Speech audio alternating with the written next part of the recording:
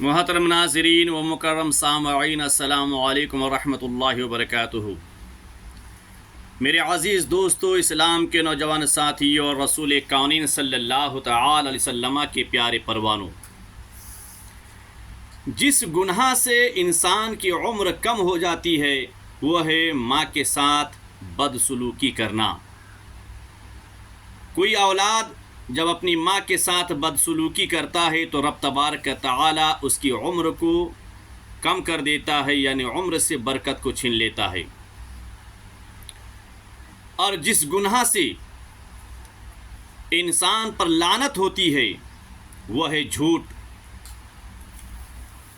جب انسان جھوٹ بولتا ہے تو آسمان و زمین کا ذرہ ذرہ اس پر لعنت بھیجتی ہے۔ اور جس گناہ سے دنیا ہی میں انسان کی پکڑ ہوتی ہے وہ ہے ظلم۔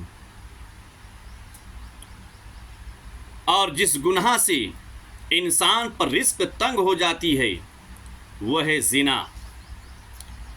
انسان جب زنا کرتا ہے تو اللہ تبارک تعالی اس پر رزق کو تنگ کر دیتا ہے، اس کے گھر سے خیر و برکتیں ختم ہو جاتی ہے، امن و سکون اٹھ جاتا ہے، اور اس گھر میں نحوست برسنے لگتی ہے۔ اور جس گناہ سے انسان کا پردہ فاش ہوتا ہے وہ ہے نشہ۔ وہ شراب کا نشہ ہو، وہ گانجا کا نشہ ہو، کسی بھی چیز کا نشہ ہو، جب انسان نشہ کرنے لگ جاتا ہے تو اس کا پردہ فاش ہو جاتا ہے۔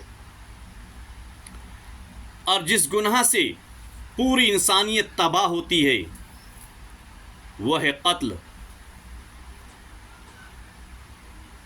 اور جس گناہ سے انسان کی نعمتیں چھن جاتی ہے وہ ہے تکبر۔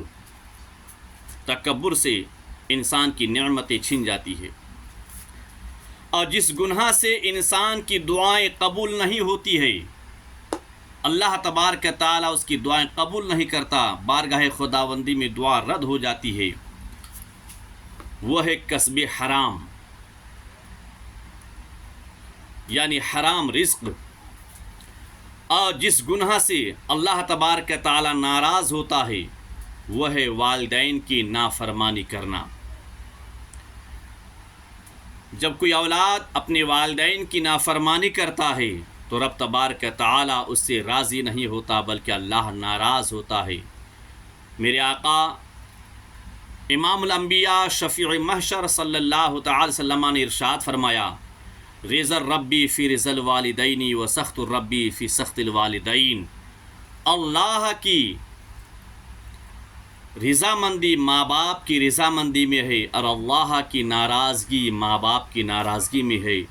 یا اللہ تبارک تعالی انہی اولادوں سے راضی رہتا ہے جن اولادوں سے ان کے ماں باپ والدین کریمین راضی ہوتے ہیں، اور اللہ ان اولادوں سے ناراض ہوتا ہے جن اولادوں سے ان کے ماں باپ ناراض ہوں۔ اور جس گناہ سے انسان کا اعتماد یعنی بھروسہ ختم ہو جاتا ہے وہ ہے چغلی، یعنی چغلی کرنا۔